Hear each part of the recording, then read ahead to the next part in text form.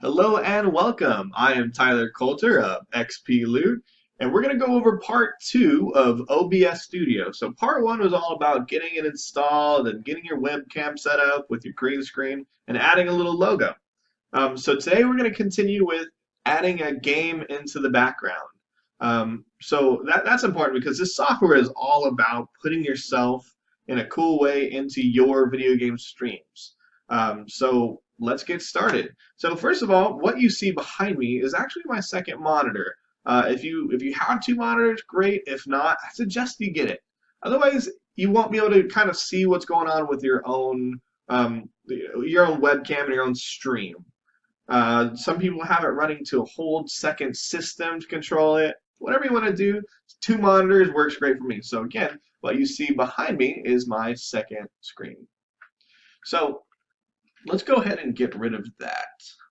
So that is a display capture. But we're going to go ahead and remove that. Now, what you see behind me is a black screen because there's nothing behind me. So let's add something here. So hit the plus button. There's two ways to do this. There's display capture or there's game capture. So I like display capture because sometimes I want to do other things than play a game. But you may just want to do the game capture. You don't want people to see your background, your desktop, or whatever. If something messes up, your game crashes, you don't want them to see what you have on your desktop. So just if you want to do game, go for game. If you want to do display, perfect too. So let's start with game. We'll click OK. You can rename this if you like. So first of all, hit the mode and go to capture specific window. Now this will create a new drop down for you. Select your game. Right now I have Life is Strange minimized, so we'll click OK. And now we notice that Life is Strange is on the top. It's showing black because it won't show until I maximize it. While it's minimized, it'll still be black. So we want to move the game capture down by dragging and clicking it where it needs to go. Or you're welcome to just hit that little down button over here and put him down towards the bottom. That's going to be your background. So the lower it is, the more stuff is going to be on top of it. That's kind of how you want it. You don't want anything behind it because you won't be able to see it. So usually put this guy down towards the bottom.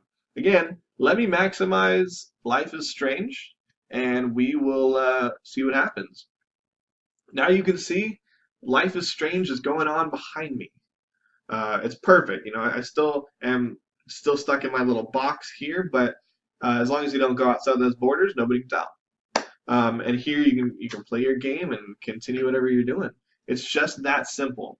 So let's go ahead. I'm stuck in the boundaries. If you get stuck in the boundaries of your game and you want to go back, you just gotta Alt-Tab it or exit or whatever. Notice once I minimize the game, it paused. You'll see that there's my cursor's here. Usually there's birds and cars moving here and the trees blowing. The sound stopped as well. So when you minimize, everything freezes and the last screen that you have is what it'll show. So let's go ahead and remove this game capture again by hitting the minus and hit plus again. And this time we'll go to display capture. Now again, the benefit to this is people can see your desktop. It doesn't necessarily matter what game you're playing, it's just what is on that monitor. So we'll click OK. And see, you see my desktop. I have two displays, so if I wanted to change it to the other display, I could. I'm not going to because it'll do that whole infinity thing. So we'll click OK. And again, it put us on the top. So drag him all the way down to the bottom. And now when I bring up Life is Strange, should come up in a second, and there you go. There's not really a delay. You can see everything, and the sound's back, and everything is playing just as it would. So it really is just as simple as that. So you can, oh, I'm stuck again. So now when I minimize, what happens is it goes right back to my desktop. Now say you want to change some things about it, you can. I usually don't dig into it. There's other and better ways to control color and stuff like that, but you are welcome to hit your filters. and add effects. You could sharpen, you could, you know, change the colors, you could crop it, you could apply a chroma key if you wanted. Um, you know, it works the same way as your webcam. So let's just mess around a little bit, you know, you can turn it green or whatever. But it's all the same. I don't typically suggest that just because there's better ways to control the color and the sharpness of your monitor and whatnot. But it is an option. You are welcome to do it, crop it, do whatever. This is your game. And that is it. That is the long and short of getting that video game behind you. If you have any questions or concerns, leave a comment below. Like and subscribe to XPLoot, and I will see you in OBS Studio Part 3. Thank you very much, and I will see you later.